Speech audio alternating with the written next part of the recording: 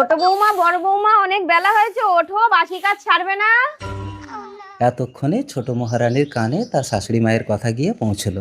স্বামী মাঠে কাজে চলে গেছে, দিদি তো এখনো ওঠেনি, তাহলে আমিও গিয়ে শুয়ে পড়ি। বাস এই হলো পারিবারিক হিংসা। ও বড় বৌমা, ওঠো গো, অনেক বেলা হয়েছে, তোমার শ্বশুর এসে খাবে।